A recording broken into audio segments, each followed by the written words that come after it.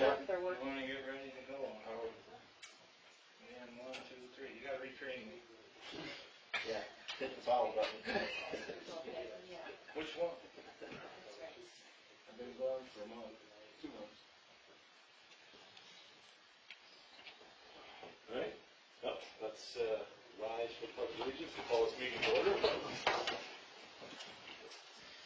I pledge allegiance to the flag of the United States of America and to the republic for which it stands, one nation, under God, indivisible, with liberty and justice for all.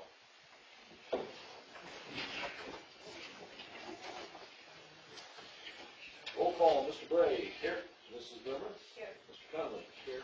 Mr. Hall. Here. Mr. McGrath. Here. Ms. Dabrowski. Here. Mr. Nixon. Here. Harrison Owens. Here. Craig Owens is here. We have the manager and our clerk here with us tonight as well.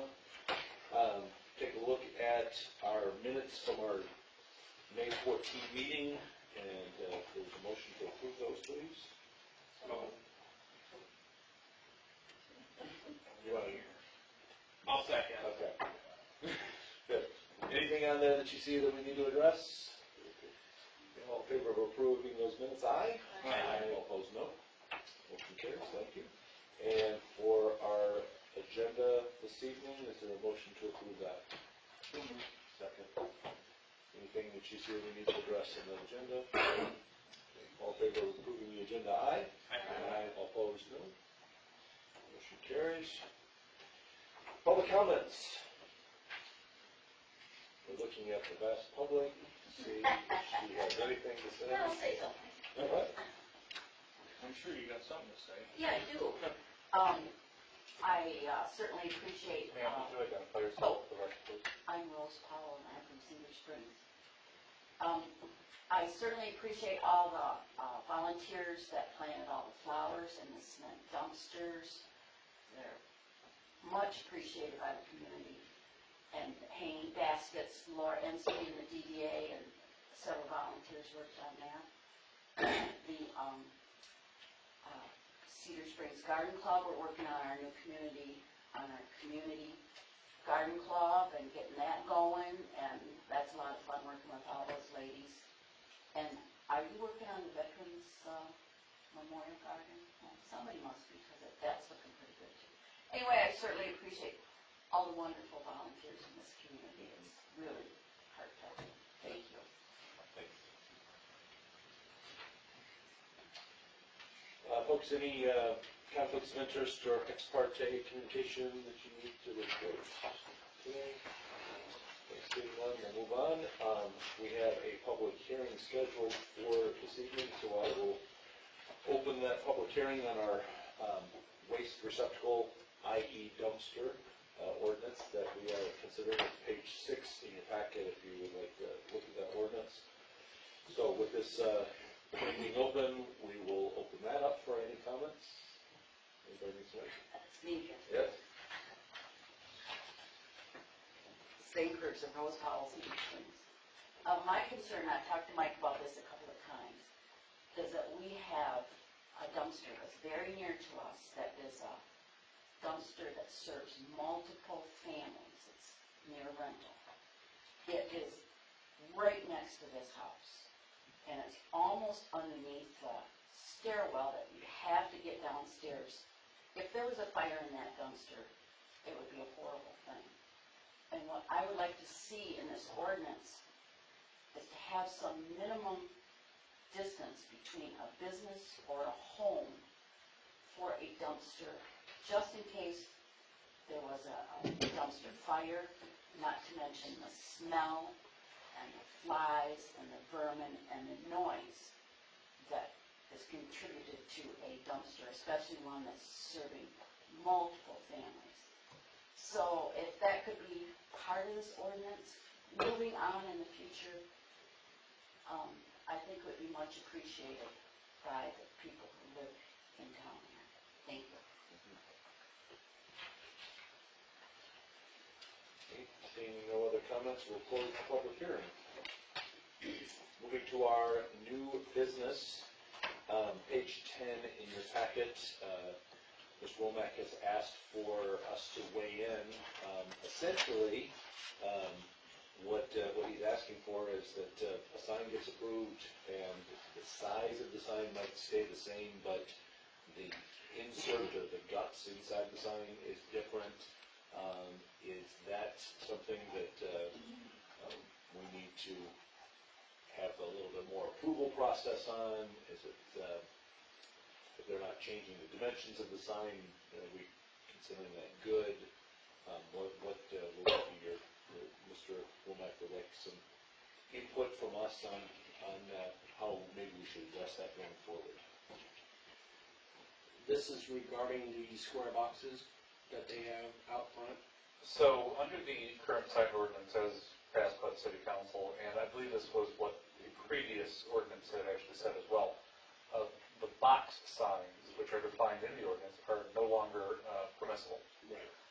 But that does not mean that they have to come back down, it just means I won't approve any new ones. Mm-hmm. But this is regarding sign inserts specifically.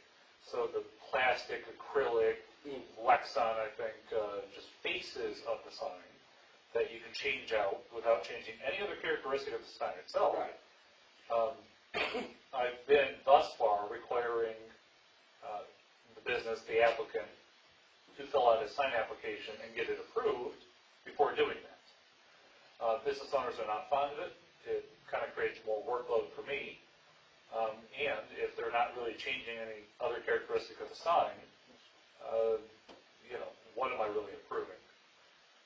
As you all know from case law, I'm not allowed to approve or disapprove a sign based on the content of the sign. And if we're not changing any other characteristic other than the imprint on the sign, it gets dangerously close to doing that. So I'm not opposed to doing this, but it would be nice if the planning commission could tell me what their thoughts were when they recommended this sign ordinance to the city council. Yeah, I thought we had this all clear when we did this because it just meant that they can change the signs out if a new business goes in, but if the box is damaged, it has to come down. They can't put up a new box sign, and I think that works. I mean, if it takes a little bit off of him, and as long as the box is not damaged, and they're not trying to put up a new box, I feel that's fine. I agree. I think that, just changing out those to update them or make them look better, it's all the better.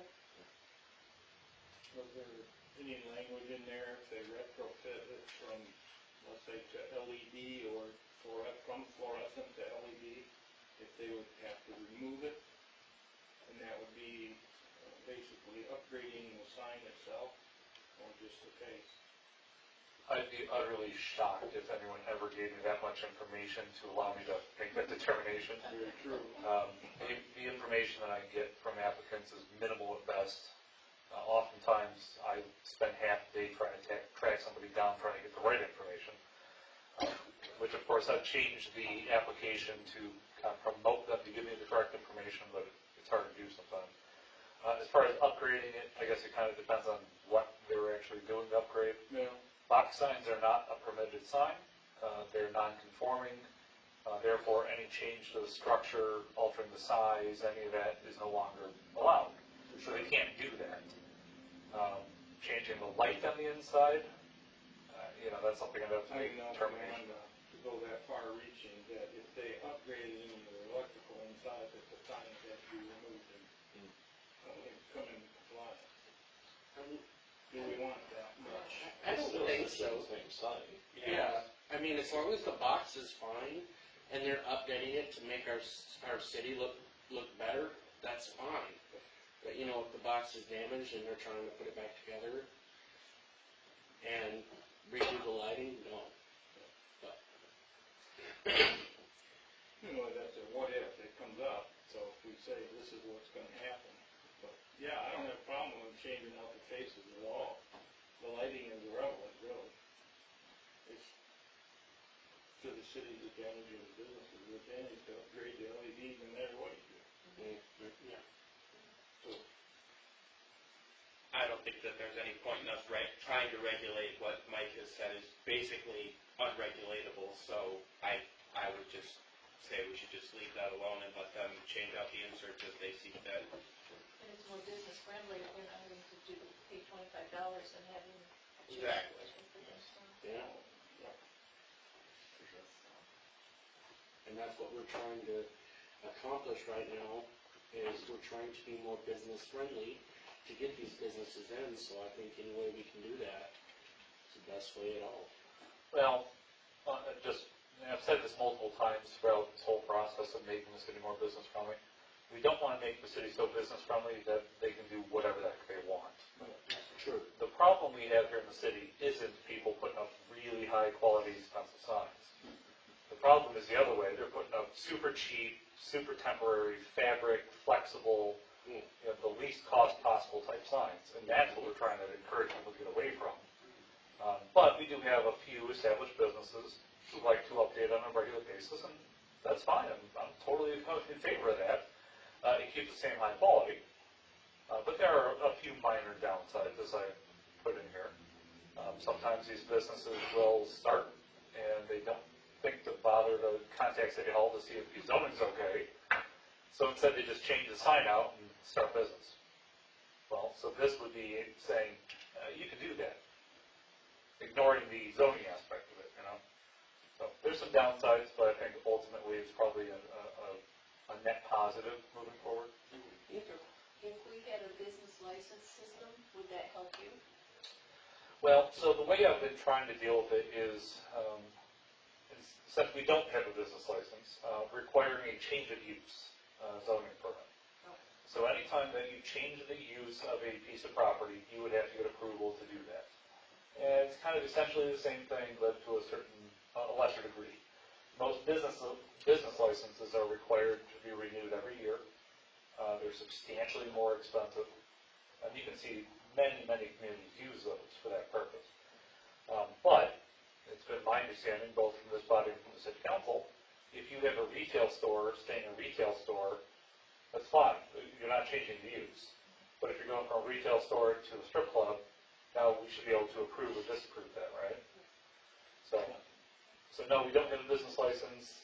It probably would help you to a certain extent, but I'm not sure that the cost of doing that would benefit the community.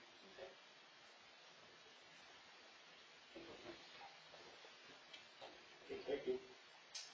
Item B, under our new business, as you know, the city doesn't have to adhere to the same zoning ordinances but we want to be as transparent as we possibly can. So at Second and Maple, that lot there is much needed for parking space, and so we just thought it would be good for the city, for the planning commission to have a say and a weigh-in, just with discussion, offer some feedback on the parking lot that is proposed. I think it's the last page in your packet if you want to see the overview of it.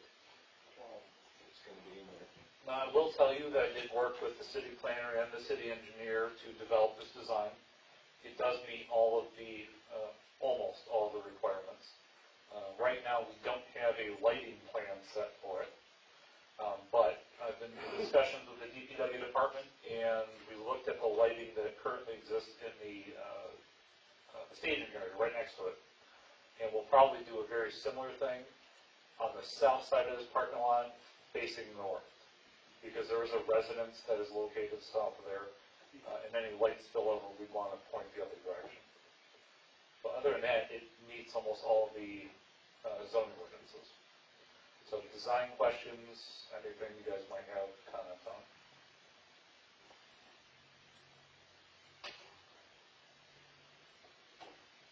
Do you have a time frame? We're hoping to have it done before the first Saturday in October.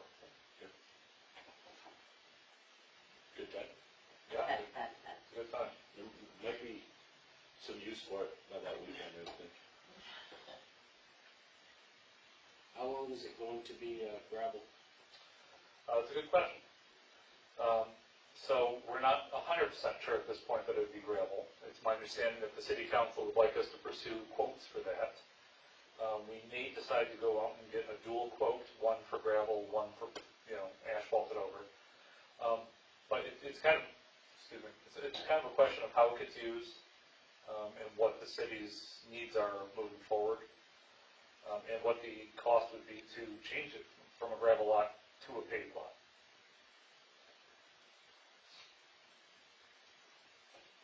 Why don't we just change the parking? We have, other paving we're gonna do this summer, and we can roll that paving from that lot into that paving. Give us a better price for everything. More tonnage. So what's the cost of impervious type?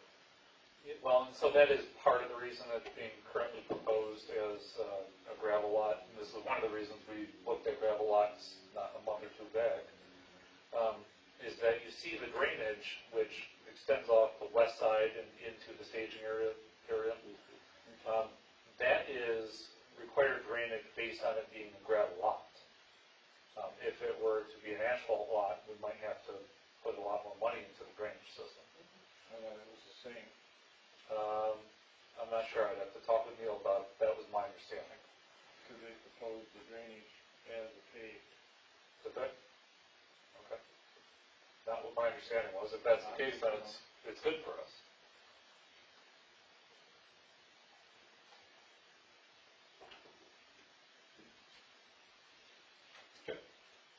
All right, whole business, let's return to our waste receptacle dumpster ordinance again, page 6 in your packet. We went over some of this stuff last month, so some of the things added there. So the last time you saw it, I did add a couple of minor things. There are a few places where it says may be approved by the planning commission. I added in or zoning administrator. Of course, if it's part of the site plan, I don't approve site plans. So that's something you guys would obviously be approving. But in a situation such as under letter M, section 40-55, the zoning administrator can review sketch plans and can force an applicant to make other changes to the property to come in line with our ordinances. If we are in a situation where a landlord wants to make an improvement to their building and there's a dumpster too close to the building, one of the requirements that the zoning administrator could do is say you have to do that as part of the sketch plan. That would save the zoning administrator the time and effort to bring a sketch plan to the planning commission to then make approvals of the enclosures. On the one note that Ms. Paul brought up, there's a restriction there, a minimum of 20 feet from all residential districts. Now, would we want to put something in there, a residence? Yeah, thank you for reminding me. I'm not sure it's necessary. This would still be treated as an accessory structure as well. True. And all accessory structures, except for carports, must be a minimum 10 foot from a structure, from the primary building. True. So I'm not sure if 10 feet is sufficient for what you guys are thinking. But we're also talking about lots that are not that big. And you'd be surprised how many very, very small lots just started using dumpsters for some reason. So if we want to allow them to retain their ability to use a dumpster into the future, it would have to be a minimum of 10 foot, but I'd recommend further. Yeah, currently printed 20 feet from a residential district, so. So I think what that is contemplating is if you have a commercial district on one side of the line and next door is a residential district. Well, it doesn't address her concern of right next to a residential under the stairwell. Yeah, that's true. Yeah, I wouldn't have approved that dumpster anyways, but it's, The point of it. is 10 foot sufficient? I'm sorry, Mr. Thomas. Just to clarify, because this is also an accessory structure, it handled under the 10-foot requirement that all accessory structures meet. Yes, I would interpret it that way.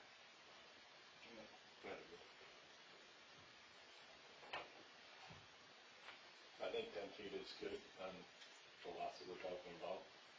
wanting more than that, you know, where you put it.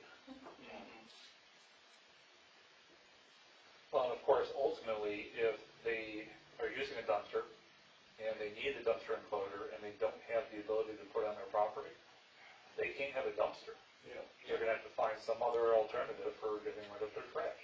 little carts. If you're creating so much garbage on one piece of property that you can't, Something wrong. you know, there's maybe another issue.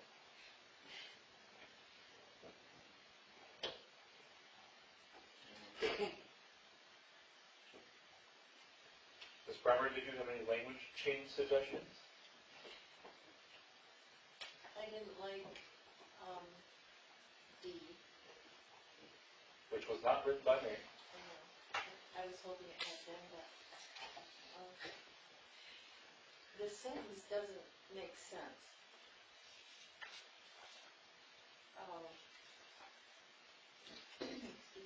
Waste receptacles and enclosures shall be located in the rear yard, not closer than 3 feet from the rear lot line or required side yard, Non-required, sorry, George. none required. Is that what I said? No. Unless otherwise approved by the planning commission and shall be as far as practical. From what? You know, that, as far as practical from what? I don't know, it just doesn't make sense to me. Shouldn't it at least finish out from the, up from the required line, it's a line? Or else to start a new sentence? After commission? And say waste receptacles shall be as far as practical from the rear lot line or non-required side yard lines? Yeah, I think it should be a period after, otherwise approved by planning commission, period. Yeah, it just sounded weird to me. So, in reading this, let me take a whack of maybe what they're intending to say. So it says here, waste receptacles and enclosures shall be located in the rear yard not closer than 3 feet from the rear lot line, unless otherwise approved by the planning commission, and shall be as distant as practical. So, if it can't be 3 feet, maybe they meant if 2.5 feet is the maximum, that is possible, maybe they mean it has to be 2.5 feet. It's still confusing. I agree, but that's maybe an interpretation that might work. Can we amend it to say that?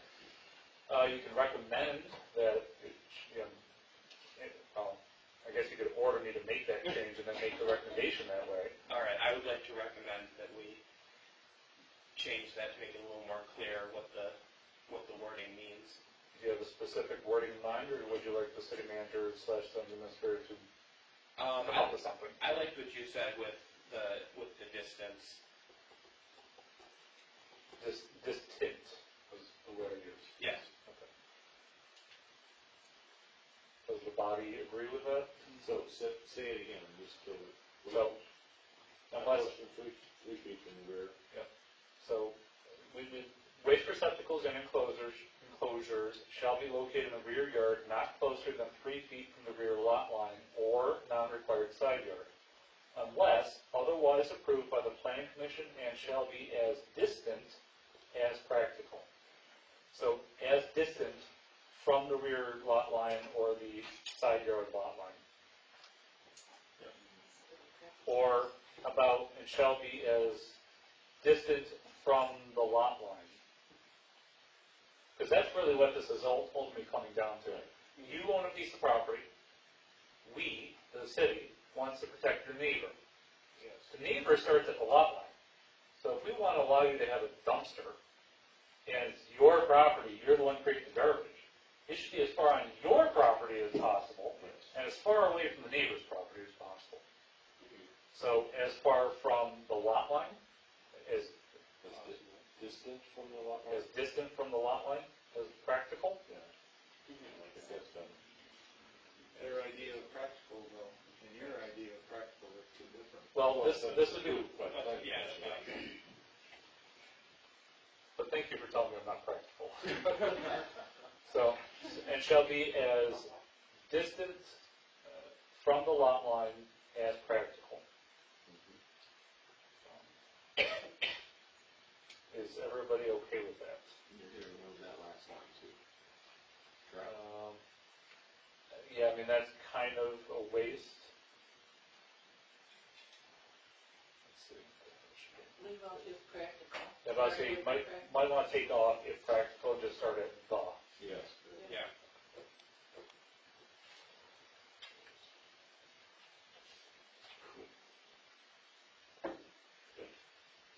Jesse, good one?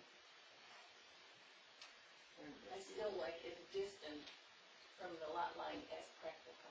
Is that what you said? Yeah. Okay. I'm happy. No? Good.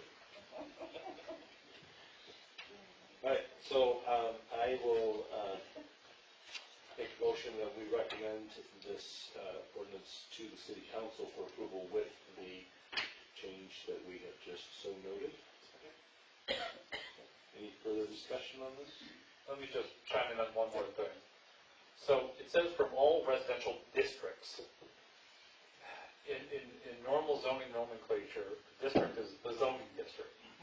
So if you're in a situation like we have in the downtown where we allow residential uses, but it's in a commercial district, that might cause some issues where now there shall be a minimum of 20 feet from a residential district. Well, it's not a residential district, it's a commercial district. Commercial, but with a residential in there. Well, and so I guess the question is, should we consider changing the word districts to use? From all residential use. And that could be then interpreted to the building is being used for residential uses. Apartment. As an apartment. What about the word residential lots? Well, the lot would then mean the entire lot.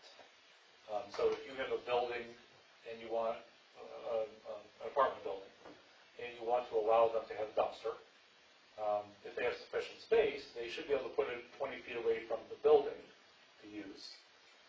But if it's on the same property, the same lot, now you're going to say it has to be 20 feet away from the property itself. Okay. I think striking district out of there, and that pretty much, And change it to use? Usage? So does it matter use or usage? Uses? Uses, yeah. Uses.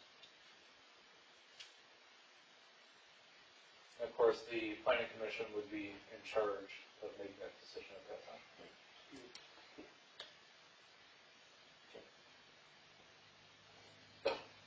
Alright.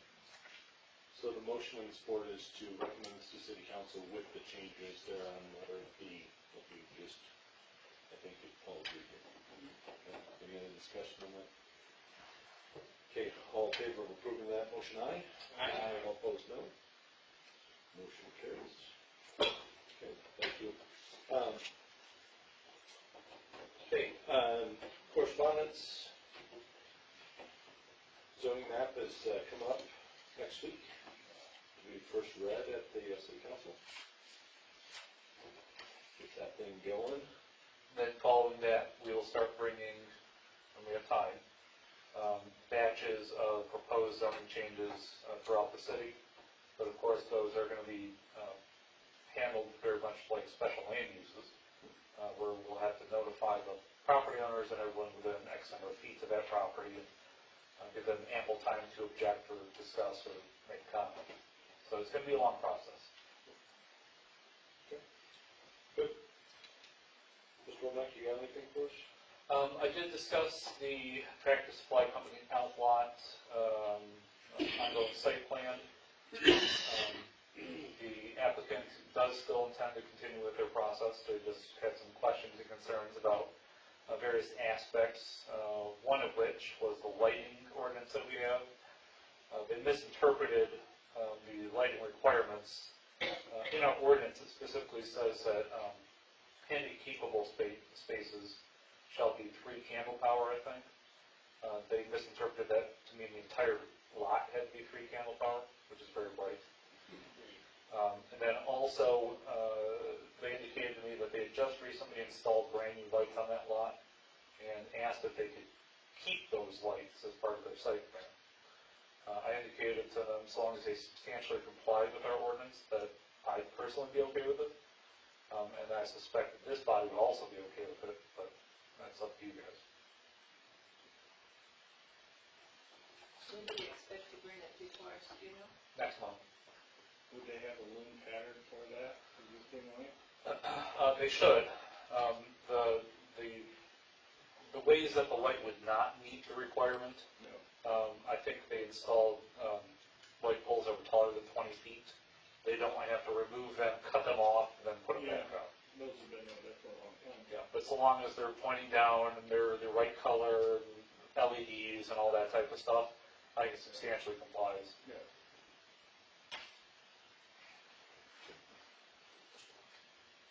Becky, got anything for us? I don't at this time. Planning commission members, any comments from you? Thank the city manager for the new flower pots out there. Ms. White, our report. We did the flowers, not the flower pots. Well, okay. I think the DDA purchased the flower pots, right? He always has to correct me on something. Have you noticed? Lively discussion. Okay. Mr. Hall is, can you give us an update on what's happening with the city council? It was sure nice not to be gone, or being able to be excused last week. We were in Virginia, and today I opened up a letter from the Virginia Highway Patrol, and I apparently went through a toll booth. Oh, My pass system had expired, and it was a 75-cent toll, and it cost me $12.50. Plus the 75 cents. But I appreciate, everybody's hard work here, and I'm sorry to miss the 12-minute meeting. There's a lot of good projects going on. The DDA is really going to town as far as beautifying the city. We've got a lot of active people. Our amphitheater is coming to bear. The 21st was supposedly the grand opening. Hopefully, that may be moved back because of they're running into some completion. We have the Redbird that's coming online, and we see the Holiday Inn Express is coming out of the ground up there. So a lot of good things. We're applying for some grants for some more construction at the wastewater facilities, and we'll see where those go. And so we'll be having a lot more stuff coming to us. And I hear the rumor mill that the county is looking at building on their site next to the AutoZone. So that'll be some new additions. County property, but we'll still have to look at them. So there's a lot of there's a lot of hard work, a lot of good work. And we're moving forward. Yes, thank you for everything, everybody. what do they expect to put there? Well, they're talking of the North Complex, and then some of the mental health issues for the county health department and stuff to be there too. That they're in the final stages, they're in the planning of drawing the pictures now, what they're gonna put there. So that it's a 3-year process for them, and this is the first year. So, hopefully we'll hear something soon. We have the final prints for the fire station. They're here and available to look at if anybody wishes. We've been looking at Final draft prints. the prints. They'll be going to bid here shortly.